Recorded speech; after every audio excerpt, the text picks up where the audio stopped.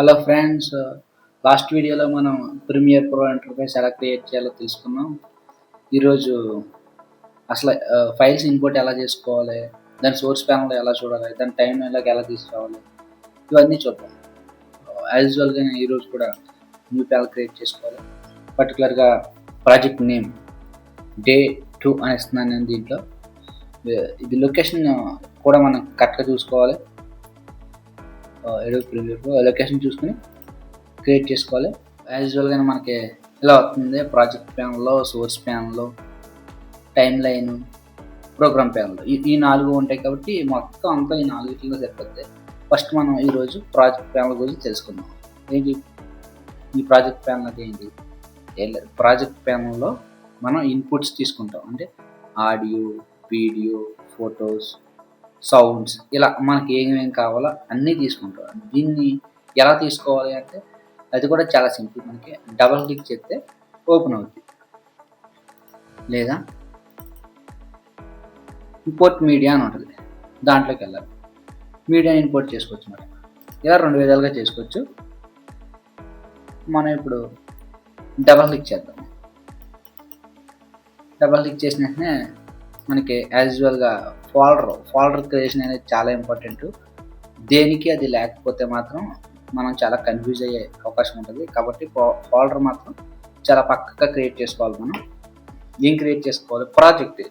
ఎలాగా ప్రాజెక్ట్ ప్యానెల్లో మనం క్రియేట్ చేస్తాం కాబట్టి ప్రాజెక్ట్ ప్యానెల్. మన ఇన్పుట్స్ దగ్గర ఏమేమి ఉంటాయి? జనరల్గా వీడియోస్ ఉంటాయి కాబట్టి వీడియోస్, ఇమేజెస్, మధ్యలో ఇమేజెస్ వాడతాం కాబట్టి ఇమేజెస్, ఆడియో ఉంటుంది. అలా కాకుండా ఎక్స్ట్రా మ్యూజిక్ కూడా పెట్టుకోవచ్చు. ఇప్పుడు న్యూ ఫోల్డర్ పెట్టుకుని మ్యూజిక్, బ్యాక్గ్రౌండ్లో కొంచెం మ్యూజిక్ వస్తాయి కాబట్టి మ్యూజిక్ కూడా పెట్టుకోవచ్చు.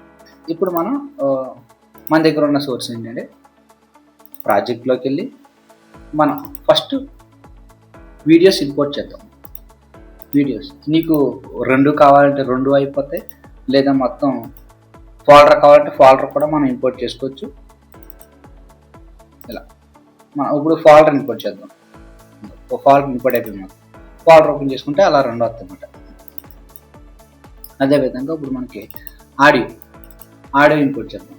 ఆడియో కూడా సేమ్. ఆడియో కూడా సింగిల్గా వెళ్ళచ్చు, మొత్తం ఫోల్డర్ విధంగా కూడా వెళ్ళచ్చు. సింగిల్ చేసామన్నమాట. అదేవిధంగా ఫోటోలు కూడా మనం క్రియేట్ చేసుకోవచ్చు అన్నమాట. ఇమేజెస్ మన దగ్గర కొన్ని చోట్ల ఇమేజెస్ కూడా వాడాల్సి వస్తుంది. దాంట్లో కూడా సపోజ్ నాకు ఈ ఇమేజ్ వాడదాం అనుకుంటున్నాను. ఇమేజ్ కూడా ప్రాజెక్ట్ ప్యానెల్లోకి తీసుకున్నాను మొత్తం అన్ని. ఈ ప్రాజెక్ట్ ప్యానెల్లోకి తీసుకున్న వాటిని ఇక్కడ చాలా ఉంటాయి కాబట్టి మనకి ఏమేమి కావాలో అనేది సోర్స్ ప్యానెల్లో చూసుకోవచ్చు అన్నమాట. సోర్స్, అందుకే ఈ సోర్స్ అన్నమాట. ఈ సోర్స్ ప్యానెల్లో చూసుకున్న దాన్ని మనం టైం లైన్లోకి తీసుకురావాలి. ఈ సోర్స్ ప్యానెల్లో నాకు ఇప్పుడు ఇక్కడ ఏం జరుగుతుంది? ఈ వీడియో చూస్తున్నాను నేను. ఇప్పుడు ఈ వీడియో చూస్తున్నాను, ఇప్పుడు ఈ ఆడియో చూస్తున్నాను, ఇప్పుడు ఈ ఫోటో చూస్తున్నాను. ఇలా మన సోర్సెస్ ఏమైతే ఉన్నాయో అది సోర్స్ ప్యానెల్ అవుతుంది. దాని గురించి కూడా మనం తర్వాత మళ్ళీ డిస్కస్ చేసుకుందాం. దీన్ని టైం లైన్లోకి తీసుకురావాలి.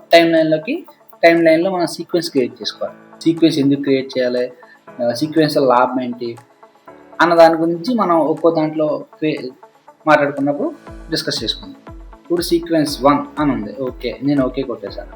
ప్రస్తుతానికి మనం ఈ వీడియో మన సోర్స్ ప్యానెల్ నుంచి టైం లైన్లోకి ఎలా తీసుకున్నాం అన్న దాని గురించి మాట్లాడదాం. ఏ మ్యూజిక్ అయితే పెట్టావో, ఏ ఆడియో అయితే పెట్టావో, ఇలా ఏ ఫోటోలు అయితే పెట్టావో అన్ని ప్రోగ్రామ్ ప్యానెల్లో కనిపించాయి అన్నమాట.